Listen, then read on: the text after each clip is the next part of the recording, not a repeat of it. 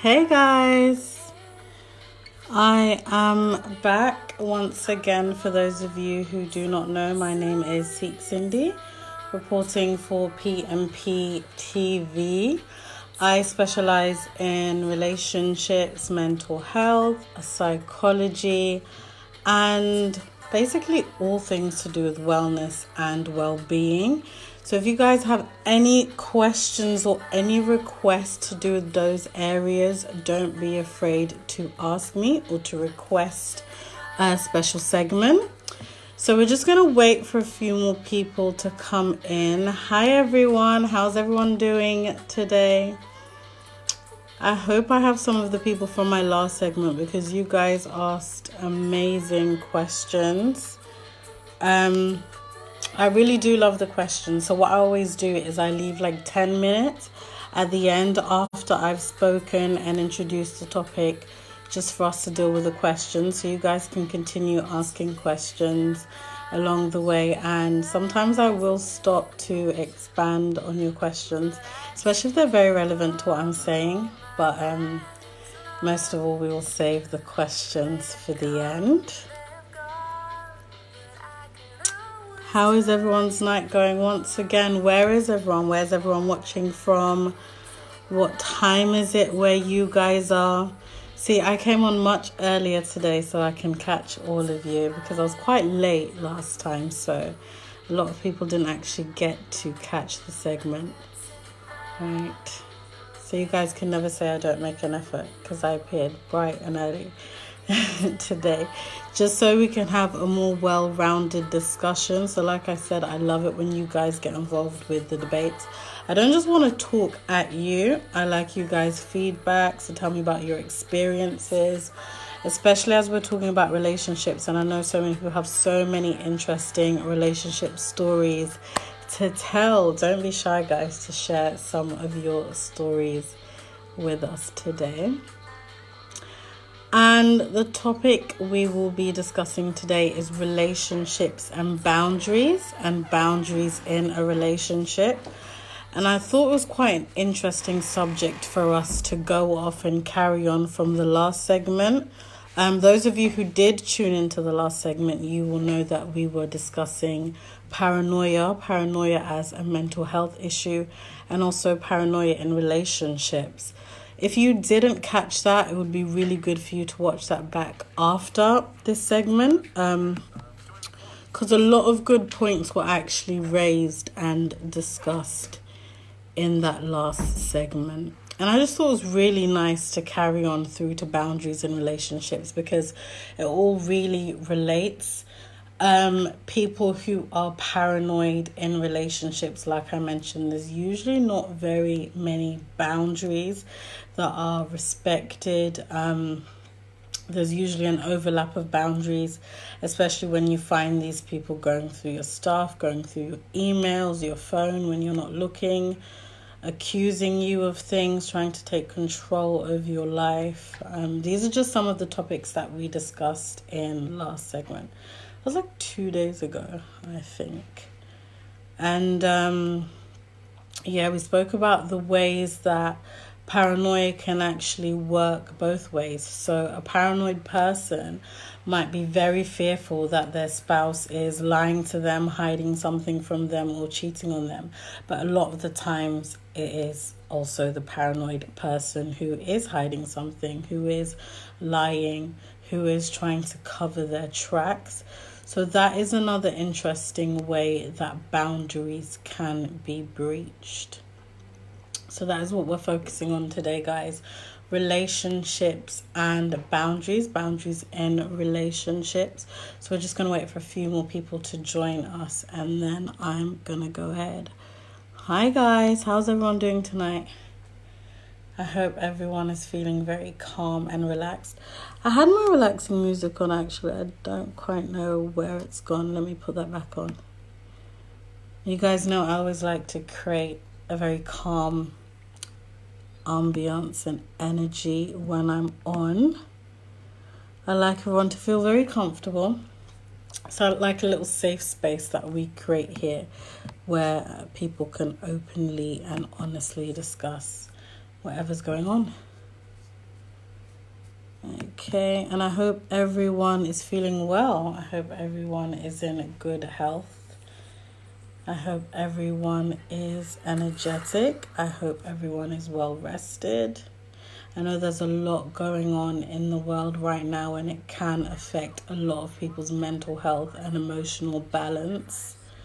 I've definitely had quite a few clients who are quite rattled by everything that's going on. So I hope you guys are okay. If you do have any struggles with mental health issues, you can reach out to me for a one-on-one session. You can reach out to me to talk, especially if it might be affecting your relationships. I do find that the current craze and hysteria with the virus and everything, it is bringing out a lot of underlying mental health issues in people: paranoia, intense anxiety, fears, OCDs. So if you guys would like to talk about that, or if you guys would like me to talk about that in my next segment, you guys can also request topics that you want me to discuss. So if you guys want me to talk about how best you can manage or handle your anxiety during this pandemic, then you can suggest that to me in the comments as well. And if you do want to book a one-on-one with me, you can email me at Cindy, CINDY, ANNEH-BU@hotmail.co.uk.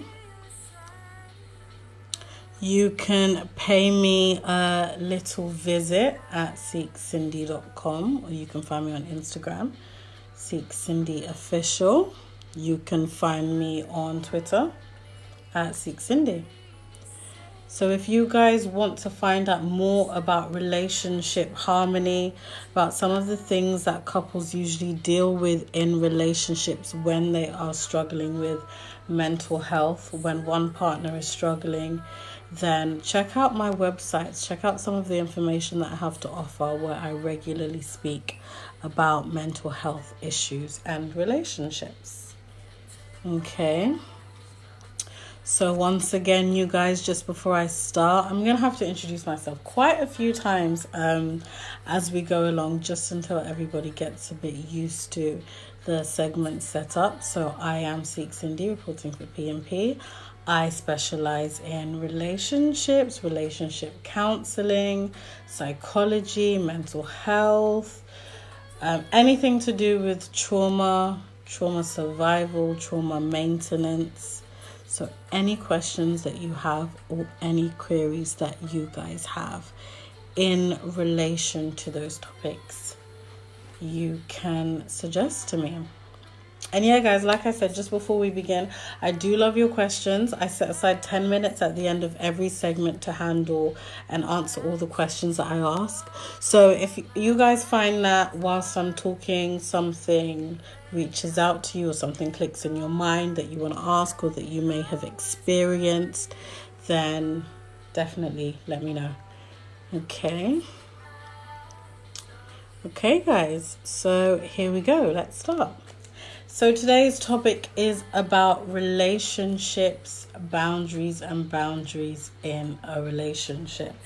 Okay, so first of all, what are boundaries and how do they relate to a relationship? So I like to describe boundaries as things that you do accept in a relationship, or things that you expect in a relationship, and things that you are not willing to accept in a relationship, and things that you are not willing to overlook or allow in your relationship. Basically, boundaries exist to protect the interest of both parties. So boundaries exist in all relationships, actually, not just romantic relationships. For you to have a very successful or a healthy relationship or partnership with anyone, be it friends, family, or work colleagues, you need to have boundaries put in place. So what boundaries do is boundaries keep the glue together. Boundaries keep the foundation of a relationship together. Without boundaries, anybody can do anything to anyone. Nobody takes responsibility, nobody takes accountability, and nobody really knows what they stand, where they stand or what they stand for. So let me give you guys some examples of some boundaries. So you can have emotional boundaries in a relationship. You can have mental boundaries in a relationship. You can have physical boundaries, and you can also have financial boundaries. And boundaries just draw a clear line between what is yours in a relationship and what belongs to the other person, and not to cross those lines. So if some of your boundaries may be about what you are not willing to accept when it comes to finances, some people have boundaries such as, okay, if I'm the breadwinner in the family, or if I'm the one who makes the most money in this relationship, my boundaries are that, okay, I will pay when we go out to eat. I will pay when we go out on dates. However, I won't accept for you to ask me for money all the time. Or I won't like you to ask me for money all the time, because then I might think you're using me for money. That's an example of a financial boundary. And an emotional boundary is like if your partner knows that you have a trigger. So a trigger is something that as soon as it's said or as soon as it's done, it sets you off. It brings you to a particular emotional state, or it brings you to an emotional feeling. Then you can say to your partner, I don't appreciate it when you say this. You know, when you say this, it makes me feel this way.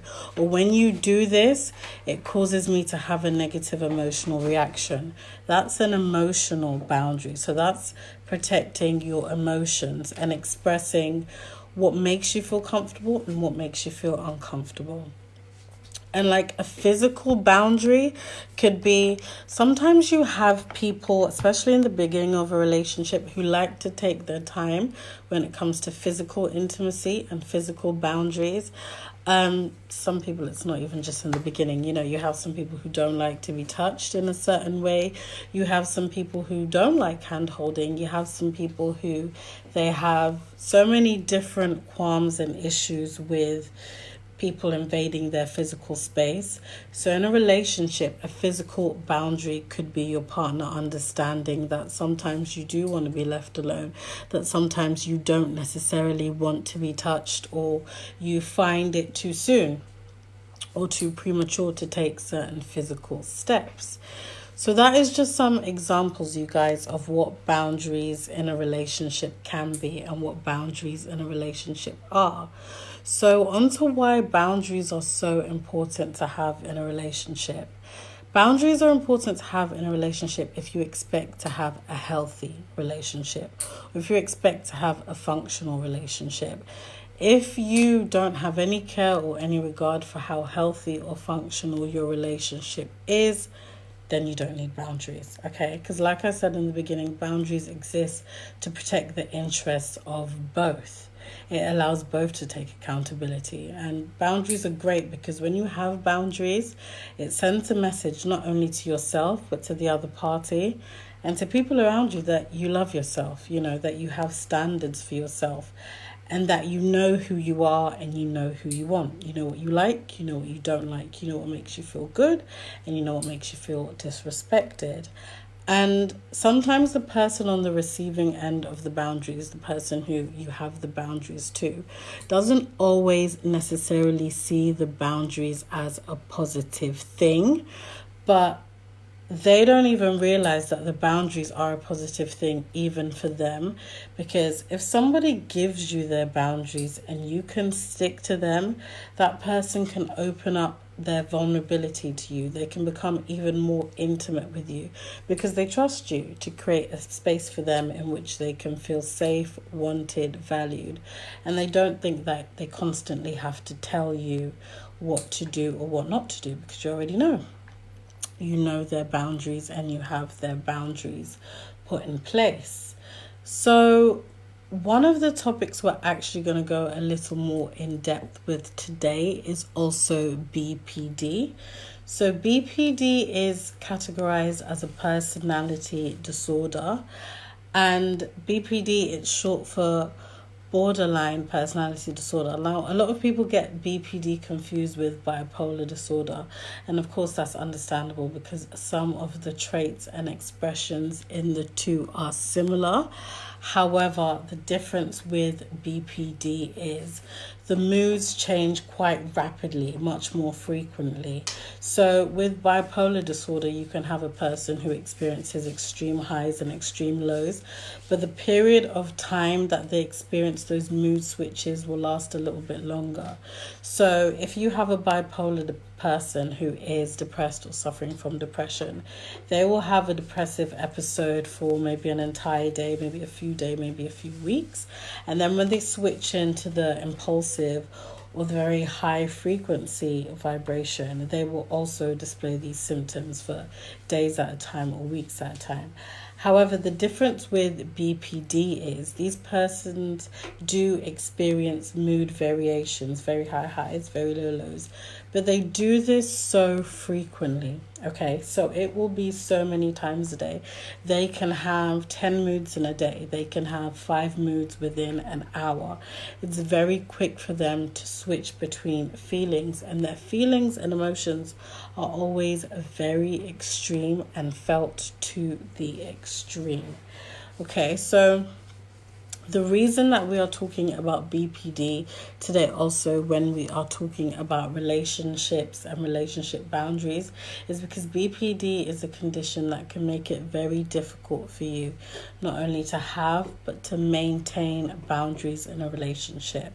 And this goes both ways. You know, it can be very difficult for you to maintain boundaries if you are in a relationship with somebody who has BPD, because one of the symptoms of BPDs, or one of the characterizations, is impulsivity. Okay, so another magical thing about boundaries that I absolutely love, you guys, is boundaries means consistency. Okay, so if somebody knows what you like, what makes you feel safe and what makes you feel unsafe, then they follow a certain pattern. Okay, you can rely on this person to do certain things, or you can rely on this person not to do certain things. However, with people with BPD, because they suffer from impulsivity and they have poor impulsive control, you know, they find it difficult to control their actions, especially when they have emotional triggers. A lot of the times they cannot provide that stability or consistency in relationships.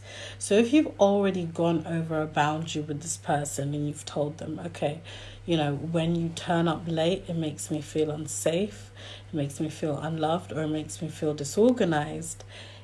If for any reason you emotionally wound a person with BPD, they are very likely to change their mind just like that. So if you have a plan to meet them at a certain place at a certain time, if you upset this person or wound them even a little bit, they are the kind of person in a relationship who is inclined to just change the plans and not even tell you. So instead of turning up to meet you at a certain time, they might just decide that actually they're not going to turn up at all. They're going to switch off their phone. They're going to do something completely different, and they're going to throw you off entirely. Now, this is done very intentionally, okay?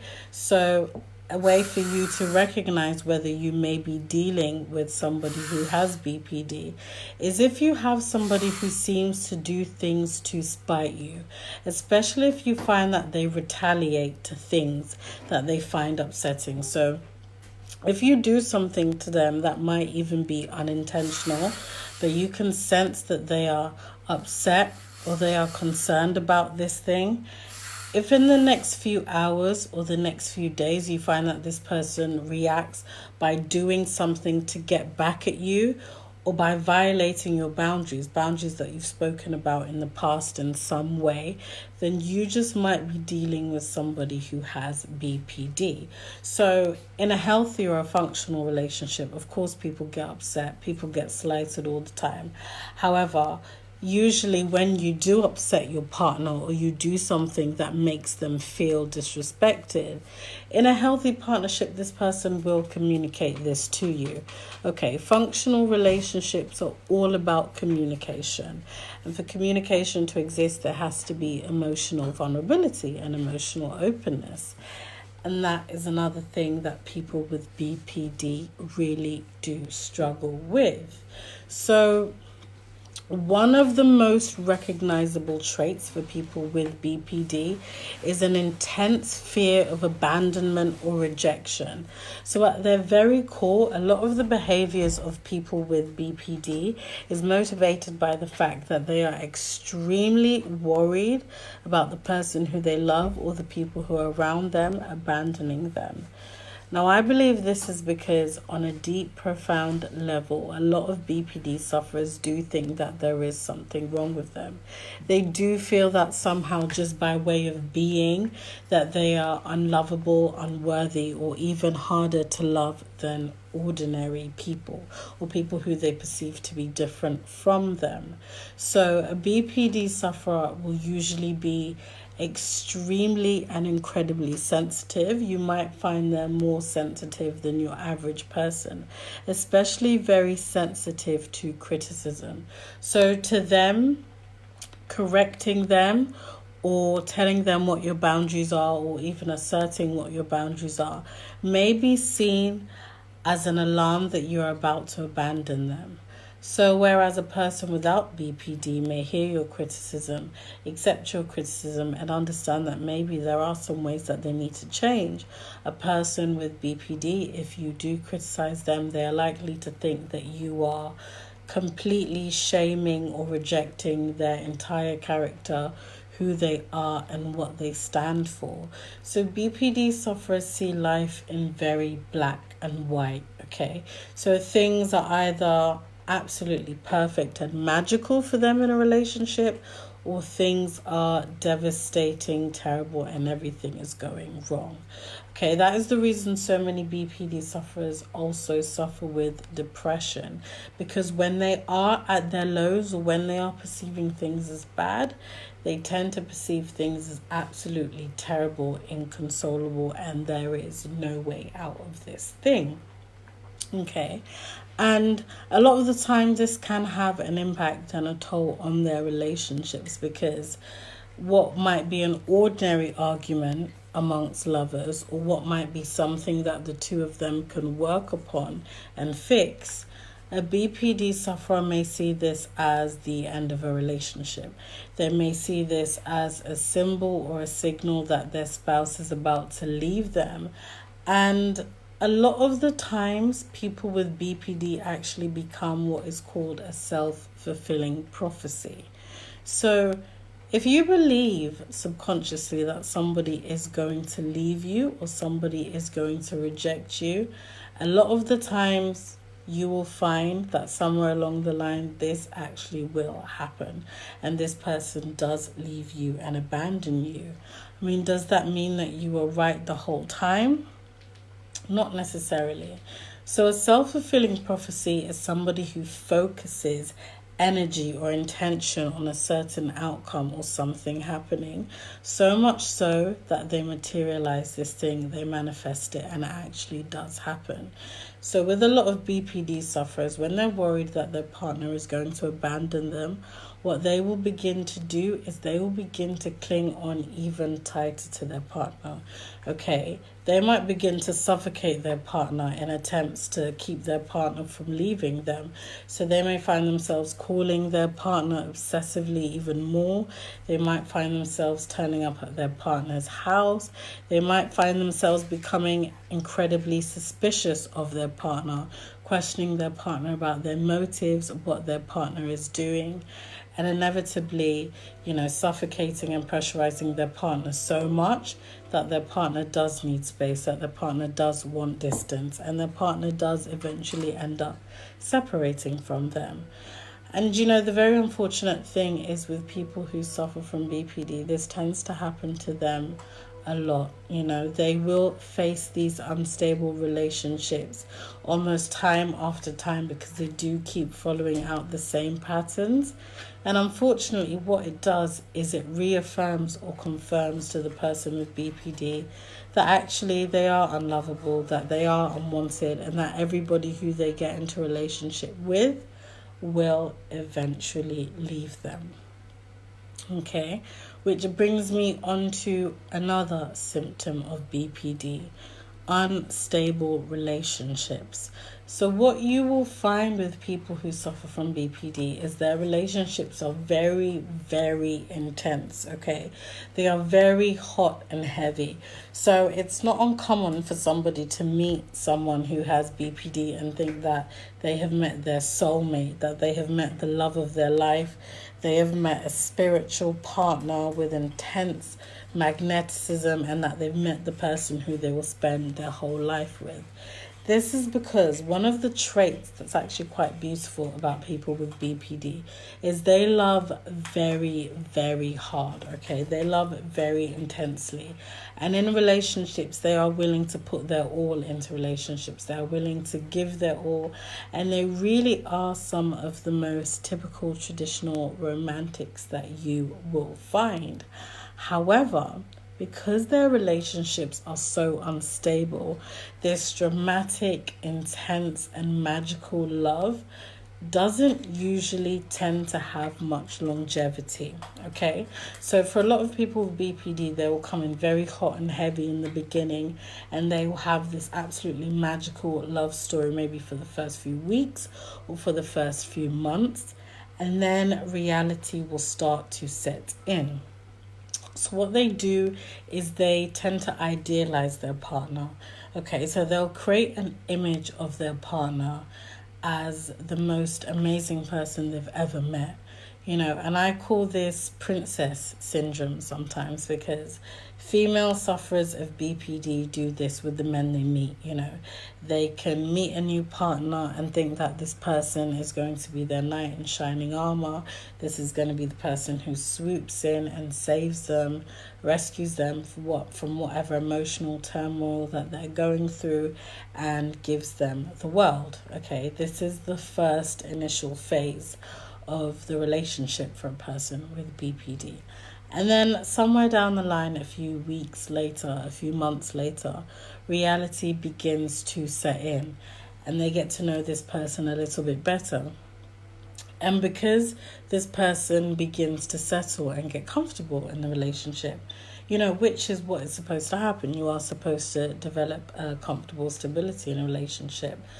The BPD sufferer usually interprets this as abandonment, or they usually believe that the person is starting to pull away from them because they cannot feel the same intense, dramatic, and magnetic romance that they did in the very early stages.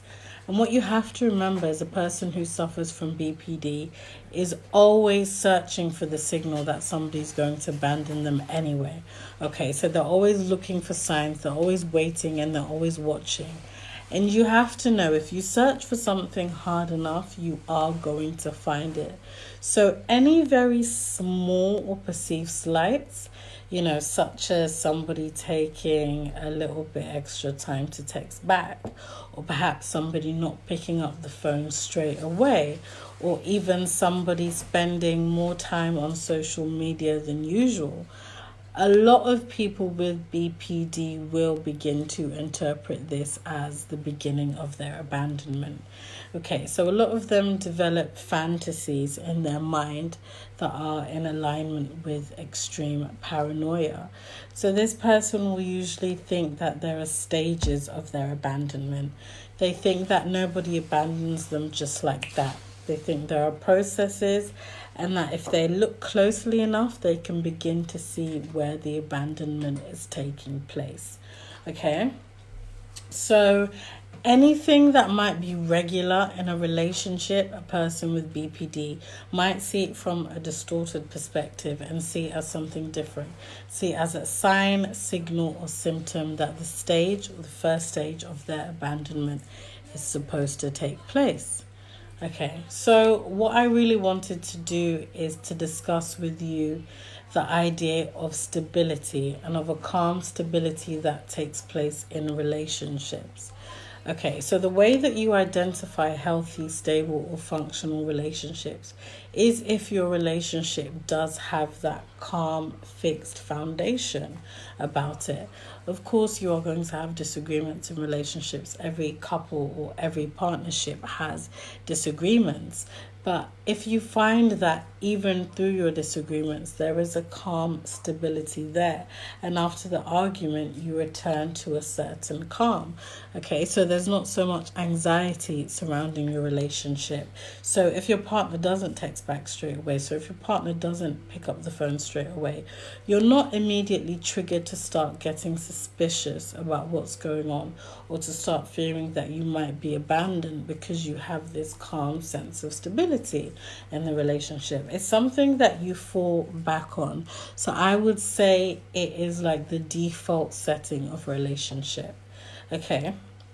So really, when a relationship is unhealthy or when a relationship is unstable, you will recognize this, because your default setting, or the feeling that you always return to, will be a feeling of discontentment, anxiety, or unsafety.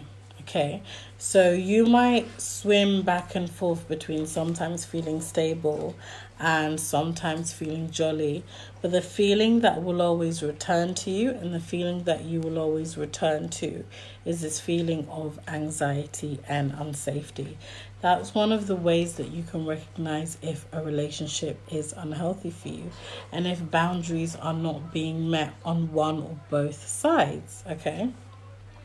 But that being said, not everybody who gets anxious or paranoid does suffer from BPD. Okay, so there are some instances where your partner's lack of boundaries can cause you to become more suspicious or more anxious in a relationship. So if one of your boundaries is that your partner checks in on you, because some people do have issues with wanting to feel safe and secure. Not all of those people have BPD.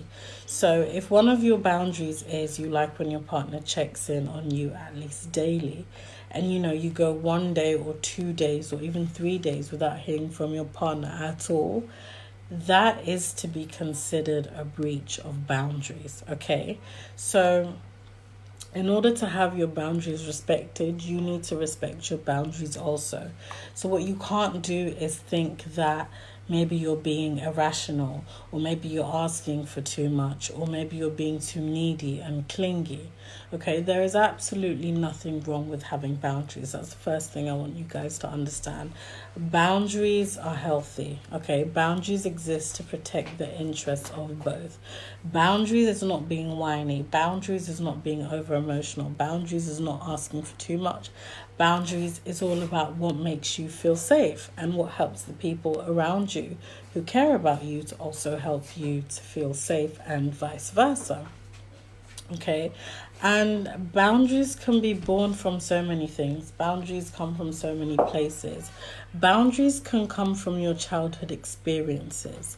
So if you had certain things in your childhood that made you feel unsafe, when you get older and you get into an adult relationship, your boundaries will somehow be based on those childhood experiences.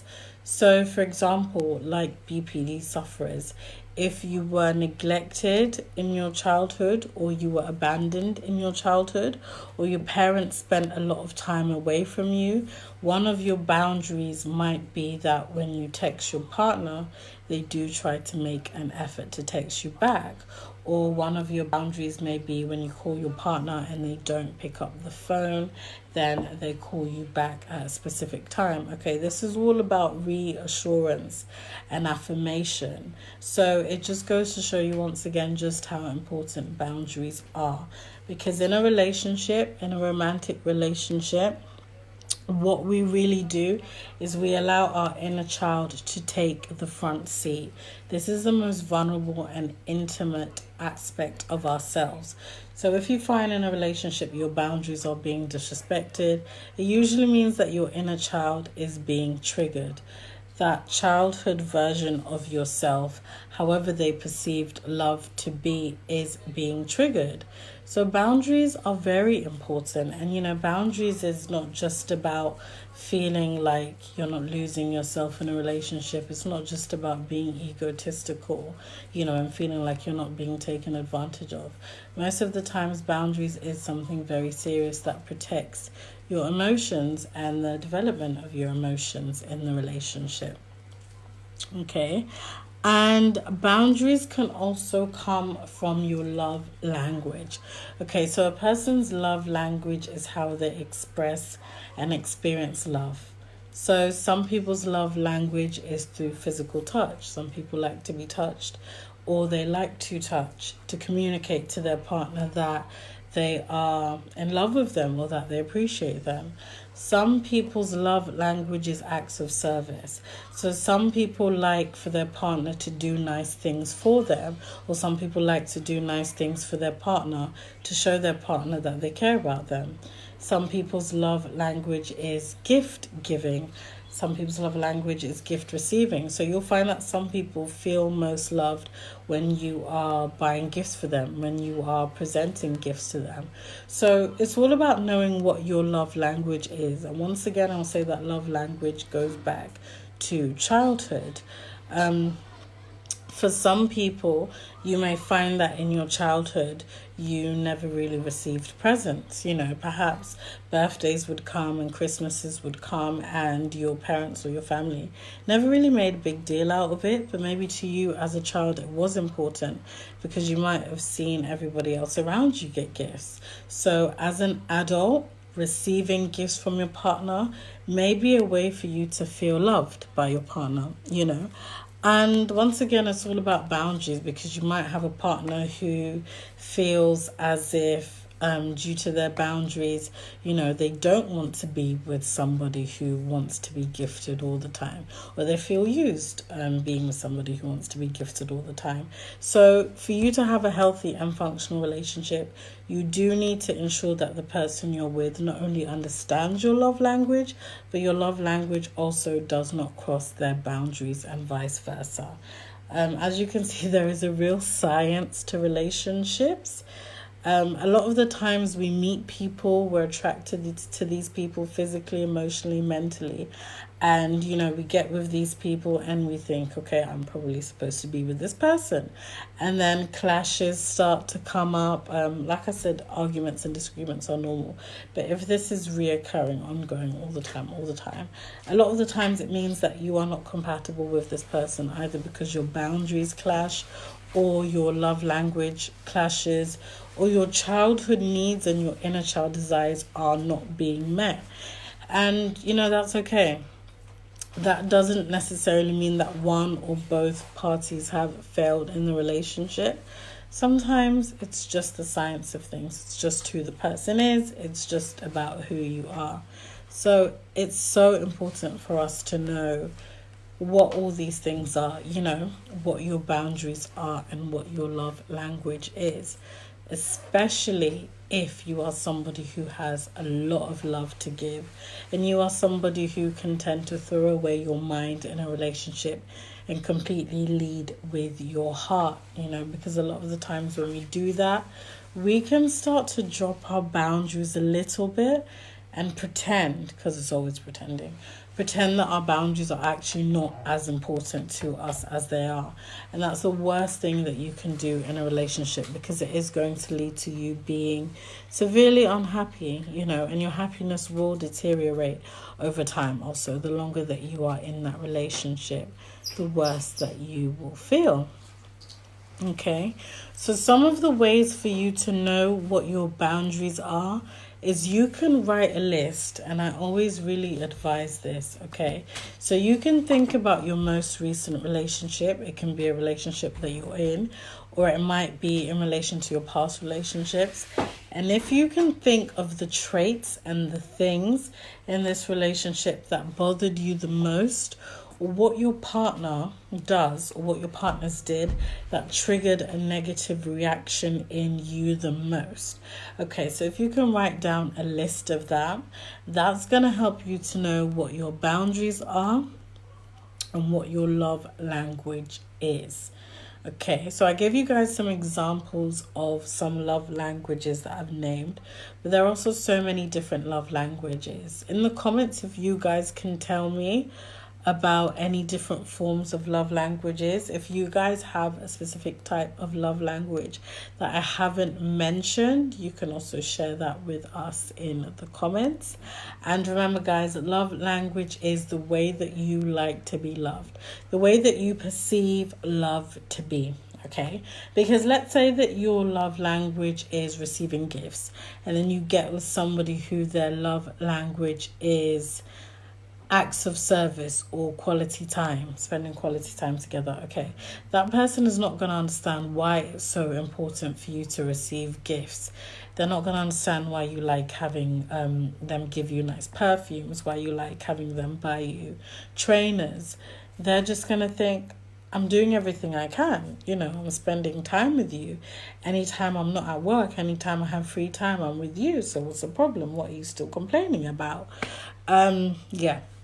So as you can see, this can cause a lot of conflict in a relationship, because to the person who's not receiving gifts but receiving this quality time, they're still going to feel unloved, okay? They're still going to feel distant. They're still going to feel like something's not quite right here. They're still going to feel like they are missing out on something, even though this person genuinely might be doing everything that they can for the other person.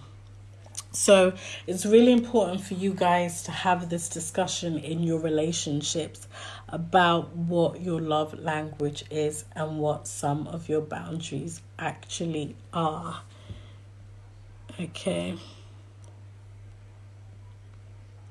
so I just saw somebody ask, perfect question, what is the difference between BPD and PTSD? So the symptoms are actually very similar, and I feel that somebody with BPD has a very prolonged form of complex PTSD, because BPD does develop usually after a traumatic, usually childhood experience. And what BPD is, it's how the person copes, or how the person has built coping mechanisms around what has happened to them, how they survive in this world with all of their unmet emotional needs and all of their unmet emotional development. And PTSD is a response to experiencing a kind of trauma in the past, where you tend to relive the trauma in your mind. You might wake up in a cold sweat thinking about what has happened to you.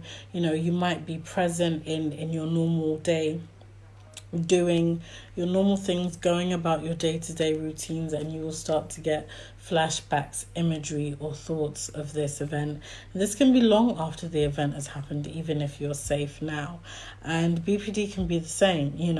You might not recognize exactly the traumatic events that you're reliving, or the traumatic events that you're still fearful of. You just know that you have this intense fear inside of something not happening again, which has happened in the past, which is abandonment. So actually the two are very similar. However, I would say that the difference is, with PTSD, you are very aware of the specific incident that you had that caused you to still have flashbacks, visions, or difficulties with this past trauma. Whereas with BPD, you are loosely aware of what it is. Sometimes you have absolutely no idea. You have no recollection of exactly the moments in childhood that caused you to feel this way. However, what you are just trying to do is to survive, given the tools that you were given, or the tools that rather you were not given. But definitely the root of both is traumatic past events, especially childhood events. And like I said, BPD is usually caused by abandonment or extreme neglect in childhood. But just like a person with BPD, this neglect or abuse in childhood is usually not straightforward. It's usually coming and going. It's up, then it's down. So a person might develop BPD if they have one parent or two parents who suffer from narcissism or narcissistic personality disorder. Because you will find a lot of the times with a person with BPD, one or both of their parents or people in their family line also struggle with a personality disorder or a mental health disorder. A lot of the times this is why the way that they love or relate to the person who ends up developing BPD is so erratic. A lot of the times because they don't even know how to feel or express their love and communicate their emotions properly. So they're really up and down with the way that they do things. They're really up and down with the way that they relate to this child, you know. And we have to remember that before the age of 7, I think it stops at about 7, you know, children are like a blank canvas. They're just absorbing and taking in everything they see around them. And they form their understanding of relationships based on the relationship that they have with their caregivers, usually their mother and their father. But surrounding family members, especially siblings, also play a very big role as well. So a lot of the time, this BPD sufferer, they will have been exposed to somebody in their family in their early life who has emotional or mental health issues and complications. So what this caregiver will do, or usually do before this person develops BPD, is they will play with this person's mind a bit. They will distort reality. And like I said, a lot of the times this is not done intentionally. The person also has limited tools of giving love or expressing their love. So sometimes they will be very nice to the child. They may go through periods of giving the child a lot of love, a lot of attention, a lot of focus. And then they might get in their mood and take all that love and take all that attention away from the child. So the child never really knows what to expect. They understand that at any moment the carpet can be ripped out from underneath them, and what they are experiencing to be love, affection, and joy can change in a moment just like that. And they never know when it's going to happen, okay? They never know when their parent is going to flip. So, for example, they might have a parent who suffers from alcoholism, and when this parent is sober, they come home, they play with the child, they give the child gifts, they give the child kisses, they ask how the child's day at school was, and then the parent can leave the house and return an hour or 2 hours later, be completely drunk and be a different person, okay? They might turn abusive towards the child. So the child, considering the interaction they had earlier with the parent, might come to the parent expecting a hug, expecting an embrace, expecting some love, and the parent might just be like, whoa, okay, like, what are you doing? Like, we don't have this kind of interaction.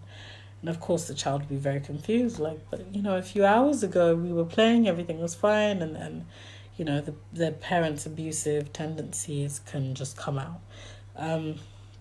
So as you can see, this is some of the ways that the BPD sufferer develops this understanding or idea that they cannot trust other people to be reliable, that they cannot trust other people to create a safe space for them.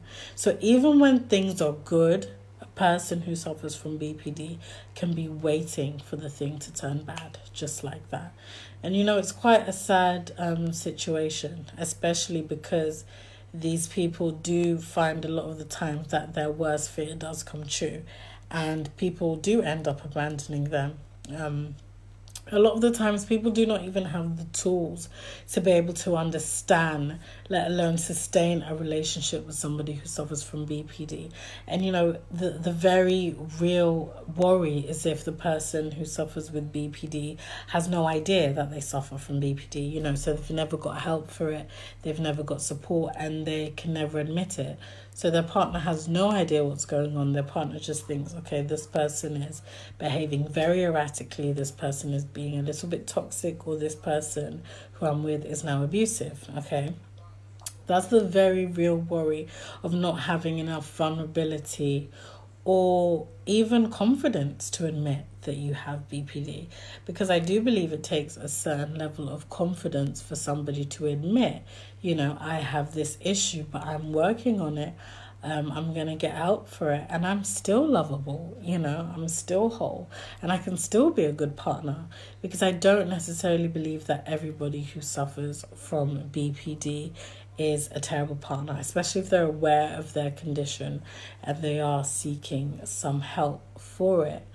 I feel like it's especially important in our community to be able to identify and own up to mental health or personality disorders. A lot of the times in the Black community or African communities, you can find that we shy away from dealing with these things. It's a little bit taboo to admit that you're suffering from a mental illness, or that perhaps you have mental illness in your family. So a lot of the times we will just say, okay, it's a personality trait, or it's just it's a bad habit or a bad characteristic of that person. And sometimes it's like, no, it's not a habit or a character flaw. This person genuinely needs some intervention, they need some support, and they need some help so that they can recover from it. And there is actually quite a considerably good trauma recovery rate for people who suffer from BPD. And even if the symptoms do reoccur, there is an opportunity to once again resume treatment. So 2 of the top treatment methods that are used is psychotherapy, either individual therapy or group therapy. And I think group therapy works fantastically because BPD sufferers do have so many problems with their relationship with societal settings and with other people, how they relate to other people.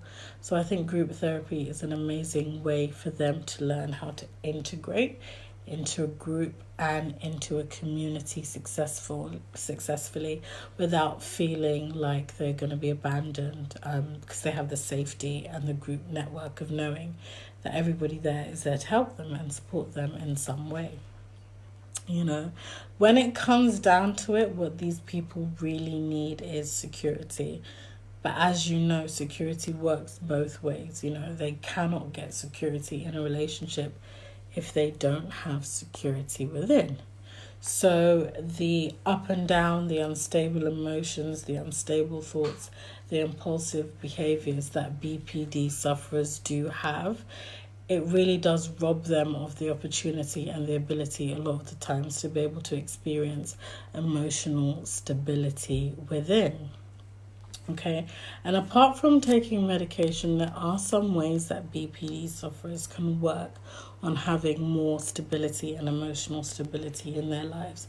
So I definitely do believe meditation is a very thorough and effective technique in helping people to feel calm, in helping people to feel whole, to come back into themselves, to find their inner center again. And I believe that abstinence, especially when a sufferer is tempted or triggered to act in an impulsive way, so if they are triggered to go shopping and spend all of their partner's money because they think their partner is cheating because they're not picking up the phone, if they are triggered to sleep with another person because they think their partner has slighted them in some way, abstinence, not acting in the moment, is an absolutely amazing technique for giving BP sufferers reflection, especially self-reflection, which is exactly what they need. They need to be able to come out of their emotions and witness themselves from a different perspective, to actually be able to see what they're doing. It's like coming out of their own mind to watch themselves and calm themselves down, which they actually can do, which I believe everybody can do, because at any time we have 2 or more selves inside of us. You have the part of yourself that is controlling your brain functions, and then you have the part of yourself that is controlling your inner feelings, your desires. So if you can become aware of these different parts of yourself and can become aware of what they both want and what the consequences will be of what they want, you are much more likely to be able to control the other. Okay, but because it's usually so complicated, because first their mind starts thinking distorted and then their emotions get a little bit messy, I would say meditation is really effective because it helps them to get control over their thoughts. Okay, so the power is in the thoughts first. The thoughts that make them worry that they're going to be abandoned, and the thoughts that tell them to act now and act fast. Okay, and if any of you guys know of anyone who is suffering from BPD, or you suspect that somebody might be suffering from BPD, the best thing to do might not be to approach them and to tell them that they are suffering, or you suspect that they have an issue, or you think that they need to get help. So remember, guys, I said that another one of the symptoms with sufferers is they are very sensitive, especially to criticism, and they tend to have quite thin skin. So if you go ahead and come out and say to this person, I think you have a problem, I think you need help, their black and white thinking is going to make them think, okay, this person is telling me I'm a bad person, or I'm crazy, or I'm not good enough, or I'm not to be trusted, okay? So depending on how intimate you are with this person and how much freedom you have to express your thoughts and feelings with them, what you could try to do is you could try to offer them some techniques for what they're going through. You could suggest meditation to them. And sometimes you can also suggest relationship abstinence to them, okay? Because another symptom of BPD is confusion about identity, okay? So a lot of BPD sufferers find that they have very wavering identity. They don't really know who they are. So a lot of the time they don't really have boundaries, because to have boundaries you need to know who you are. You need to know what you will and will not accept. But a lot of BPD sufferers, they have like this existential ongoing identity crisis. One minute they are this thing or this person, the next minute they are somebody else. And they have been known in the past to adopt new identities, new personalities. You know, they are the kind of people who they can watch a movie and think that the main character is amazing and everything that they ever wanted to be. So they will change their name. They will start dressing like that character. They'll start talking and acting like them. They have a very fleeting sense of identity. So what they can do is take on the identities of other people around them. They can mimic, copy, and enmesh themselves with people that they see, or even with their own partner. So sometimes you can suggest to someone with BPD to not date for a while. You can, if you identify a pattern of unstable relationships, especially if they identify this and they confide in you, you can say to them, okay, maybe right now you can take the time to work on yourself. Maybe right now you can take the time to figure yourself out, travel, do some things you like, develop some new skills. Take the time to develop your identity more. I feel like we can never develop an identity enough. If anything, we always go through modes of strengthening our identity and strengthening who we are. Because unfortunately, the reason that a lot of people with BPD end up attracting partners who also have issues is because the BPD sufferer doesn't know who they are, okay? They don't have a fixed idea of what they want in love, romance, or relationships. So they tend to attract people who also have no idea who they are. And they don't really have a fixed sense of loyalty, because to have loyalty, you also need to know who you are, so you know what you're loyal to, who you're loyal to, and why you are even loyal. Okay, so that is another thing that usually causes BPD sufferers to have unstable relationships. They attract a lot of people who are also unstable.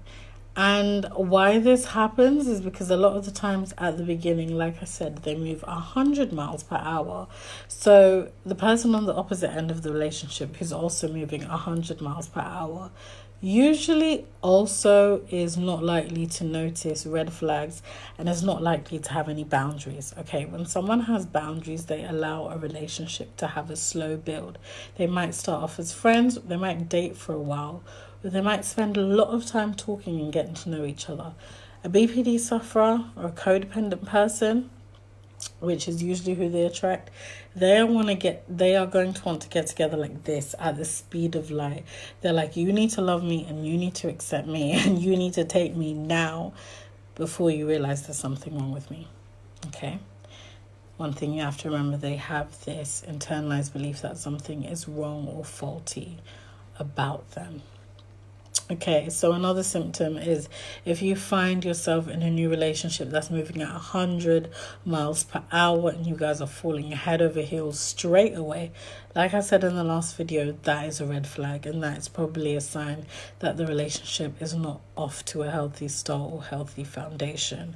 Okay, in a healthy relationship, both partners are secure within themselves and they love themselves and they're working on finding and building themselves. So they're not scared that if they do not pin you down and clutch you in their grasp straight away, that you are going to flow away and find somebody else.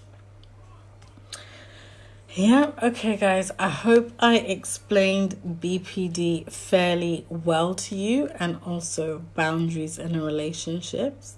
So for the last 5 to 10 minutes, I'll give you guys the opportunity now to ask me any questions that you may have to ask me.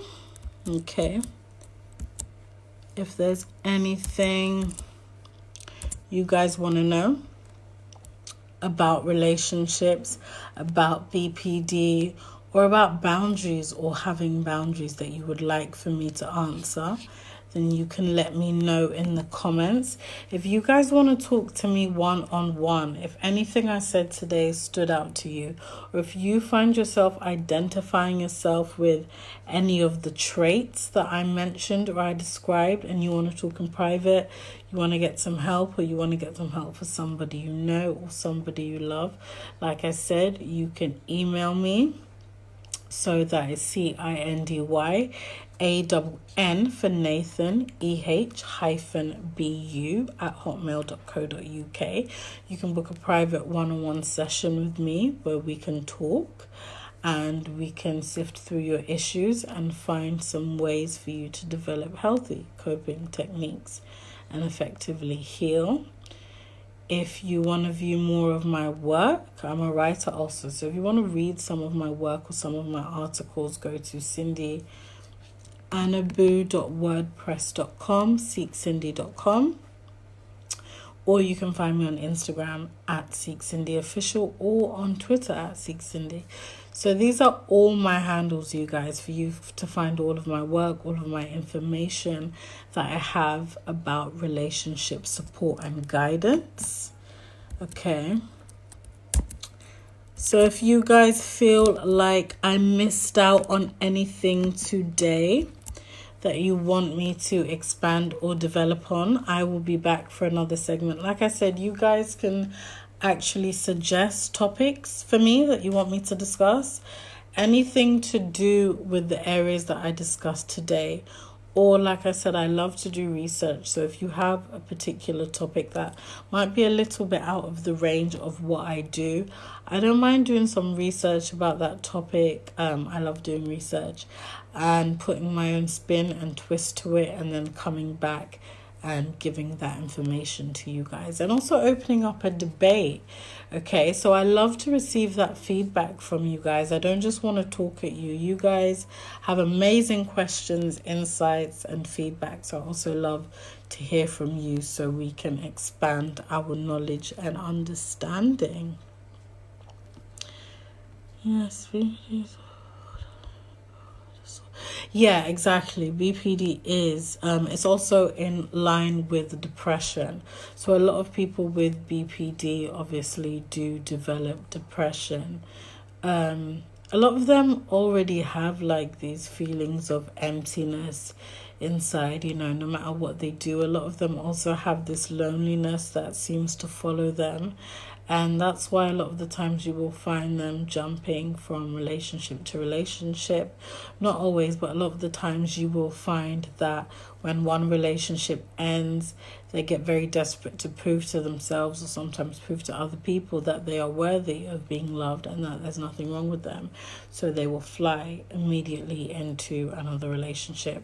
Another 100 miles per hour situation that unfortunately does tend to end a lot of the times in a crash and burn situation. Oh, and another interesting thing I forgot to mention is the majority, like a large number of people who are diagnosed with BPD are women. Okay, but this does not mean that women are more likely to get BPD than men. Okay, it's just about the way that we categorize and view men and women in society, especially in the medical field. So, a lot of the times, BPD manifests differently in men. It can manifest as more aggression, more anger, and men with BPD are more likely to be diagnosed wrong, like incorrectly. Sometimes people will diagnose them with schizophrenia, alcoholism, depression. Okay, because the way that they express and experience BPD is a little bit different. A lot of the times they're also a little bit more skilled, I would say, at suppressing or concealing their feelings of BPD. You know, they are very likely to put on a poker face to the rest of the world, whereas a lot of the times with us women, with our emotions, because we can be so driven by them, we can end up spilling everything out onto the table. So we might have like an intense impulsive moment in the workplace if somebody has triggered our BPD. But a lot of the times with men, they will have a very stern face, like in certain social settings or in the workplace, they will hold it together, you know, because of the whole pride and ego thing. And when they get home or when they get a moment alone, they will absolutely spill. So a lot of people who suffer from BPD, they also engage in self-harm. They might cut themselves, self-mutilate themselves somehow, scrub their hands from OCD if they think this will help to rid them of the bad feelings. And unfortunately, a lot of the time, what men with BPD do is they attract or they engage in a relationship with a woman who is quite codependent herself. And when they have these outbursts or these rages or fits of impulsive behavior, a lot of the times this stays behind closed doors. So the only one who gets to fully witness and endure the impact of their emotional instability is their spouse. Unfortunately, it's quite sad, and that is an example of when BPD fully crosses over into full-blown abuse. And the statistics are quite unfortunate for people with BPD, that a lot of them are suicidal, you know, because they don't know how to stop these things from happening. They don't know how to stop people from abandoning them, and they don't know how to control their behaviors that make people abandon them. So it's quite sad, you guys, you know. It's a difficult situation. It's difficult for all involved. It's also very difficult for their partners, especially in the situation I just described, because a lot of the times women or partners who are dealing with men with BPD, you don't know how to tell the outside world. A lot of times you don't want to tell the outside world because this person has made you understand that you are their rock. You're the person they rely on. They would have told you that a lot of people in the past has abandoned them. They'll confide in you. So you'll develop this emotional reaction where if you go and tell people what you're going through, you're going to feel really guilty. You're going to think, oh no, here I go again, abandoning him just like everybody else has. You know, it's a difficult situation. And like I said, because they keep such a poker face to the rest of the world, a lot of the times, even if you do confess or you're open about what's happening, some people are not going to really believe you because they've never seen this person act in this way, or they've never seen the side of this person, you know.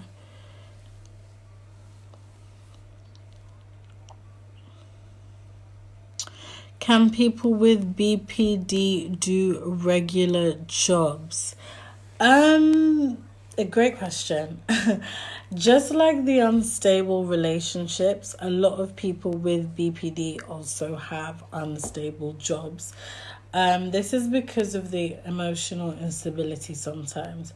So you'll find that, like I said, they have a problem with consistency, commitment, and security.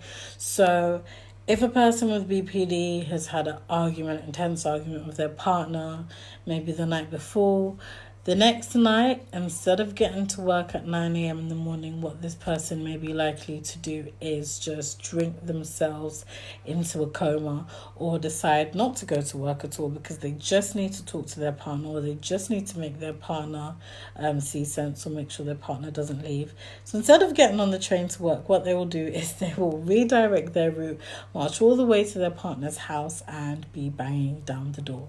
Sometimes by 6 a.m. Sometimes they wouldn't even have slept the whole night because all they could think about was the argument they had with their partner. So the emotional stability really does affect the job security of people with BPD. And also they might have a lot of friction with their colleagues, especially with their boss, if they feel that others are criticizing or slighting them. And what you'll find is, just like with their relationships, people with BPD, even if they're very skilled and talented with their job, you might find in a year that they have like 8 different jobs, a string of jobs. They might start new jobs with the same excitement, enthusiasm, and intensity that they do with their relationships. But a few weeks or a few months down the line, when the excitement or the energy dies down, and they're like, okay, I still feel empty, I still feel lonely, I still feel bored, I'm still having all these issues, and then the manager's a little bit off with them, that's it, they'll quit. You might not see them the next day. Sometimes they won't even give you notice or warning that they're quitting. They'll just go on to the next job, same pattern will happen, and on to the next job. So one of the things that I will really suggest for people with BPD that also can help them to manage their situation in jobs is self-employment. Entrepreneurship, work from home. There's so many opportunities now for people with BPD not to have to face this stress in a work environment. And a lot of the time they face even more shame and humiliation from their family or friends if people know that they keep jumping from job to job, which only serves to make them feel a little bit more worthless, ashamed, and helpless. So BPD sufferers, the amazing thing is, a lot of the times, just like they have so much love to give, they have so many talent, skills, and energy to offer the world. And if they do this, and if they build their own business and they build their own systems, and they can make something and be proud of themselves about it, it can definitely help to boost their confidence and self-esteem. So people with BPD out there, if you are listening, you don't have to keep suffering with jumping from job to job. Turn your impulsivity into creativity and create some new streams of income for yourself. Yeah. Okay, you guys, thank you so much for listening. Thank you so much for tuning in today. Once again, my name is Seek Cindy, reporting for PMP. I am a relationship counselor, a relationship specialist, and I also specialize in trauma recovery, mental health, and psychology. You guys can catch me once again at cindyanabu.wordpress.com or seekcindy.com. On Twitter, I am Seek Cindy, and on Instagram, I am Seek Cindy Official. Thank you, guys. I had so much fun today. I have so much fun every time, but I think today's topic was really good. And once again, you guys, if you have any ideas about what you would like me to talk about next time, I've got one more segment this week. Let me know. All of your suggestions are welcome. And yes, today was really fun. I am looking forward to our next segment, and I'm really getting accustomed to having your